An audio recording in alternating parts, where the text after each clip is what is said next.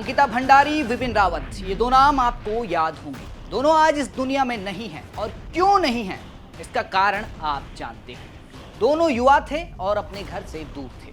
आज दोनों युवाओं के साथ घटी घटना पर हम बात करेंगे। नमस्कार, आप देख रहे उत्तराखंड तक, मैं हूं आपके साथ विजय नेगी। अंकिता भंडारी पहाड़ की ऐसी बेटी, ऐसी लड़की जो रोजगार के सिलसिले में अपने घर से और अपने परिजनों से दूर जाकर काम करती है। उसी तरह विपिन रावत रोजगार के सिलसिले में अपने गांव से दूर आकर काम करते हैं। अंकिता पौड़ी गढ़वाल की रहने वाली थी और विपिन चमोली के। विपिन देहरादून में एक प्राइवेट लैब में टेक्नीशियन थे और अंकिता वनंतरा रिजॉर्ट में रिसेप्शनिस्ट थी। जानकारी मुताबिक अंकिता भंडारी के साथ रिजॉर्ट के मालिक पुलकित आर्य मारपीट करता था, हाथापाई करता था और आखिर में जाकर अंकिता को उसने नदी में फेंक दिया, जिसके चलते अंकिता भंडारी की मौत हो गई। फिर पूरे राज्य में अंकिता हत्याकांड को लेकर आक्रोश था। जब 3 दिन बाद आरोपियों की गिरफ्तारी हुई, जिनमें पुलकित, सौरभ और अंकित शामिल थे, तो जनता ने पुलिस की गाड़ी के अंदर बैठे तीनों आरोपियों को खूब धोया। उस वक्त जनता में अंकिता हत्याकांड को लेकर बहुत आक्रोश था। वहीं बात विपिन रावत के साथ हुए हादसे की करें तो विपिन रावत अपने दोस्तों के साथ दून दरबार में खाना खाने गया था।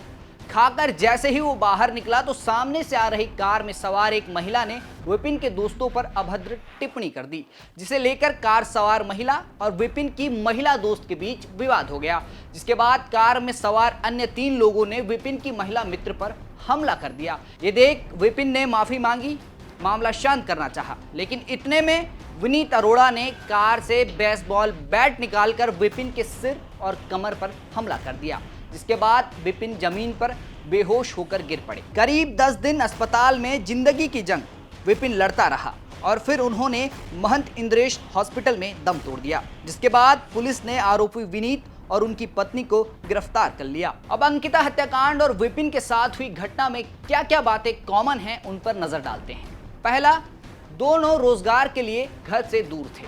दूसरा, दोनों पर हुए हमले के कई दिन बाद मामले में पुलिस की एंट्री होती है। तीसरा, कि दोनों युवा थे और चौथा और सबसे महत्वपूर्ण कि दोनों पहाड़ी जिले से आते हैं और दोनों के लिए उनके साथियों ने न्याय की मांग की है। अब अंकिता हत्याकांड को 2 महीने से ज्यादा वक्त हो चुका है।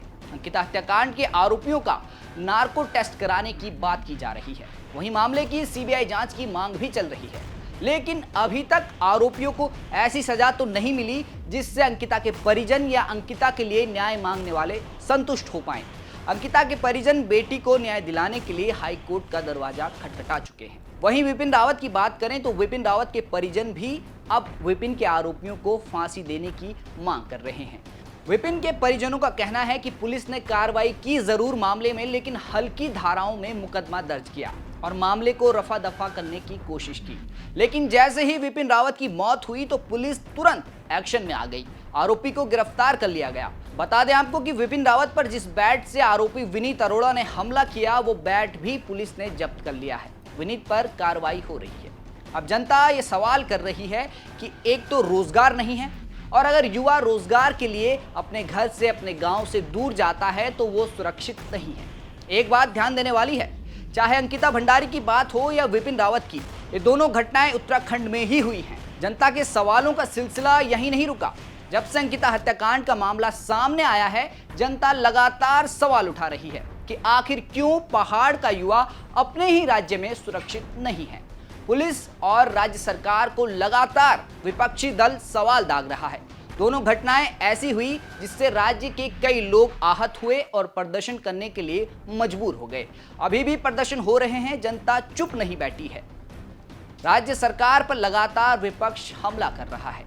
अभी अंकिता और विपिन के परिजन न्याय की आस में हैं। एडीजी मुरुगेशन का कहना है कि अंकिता हत्याकांड के आरोपियों का नार्को टेस्ट होगा, जिसकी मंजूरी न्यायालय देगी। देखने का विषय यह है कि कब तक इस मामले में आगे कार्रवाई होगी। दोनों घटनाओं पर आप अपनी क्या राय रखते हैं? कमेंट बॉक्स आपके लिए खुला है, जरूर कमेंट करें। फिलहाल के लिए इतना ही। आप देखते रहें उत्तराखंड तक।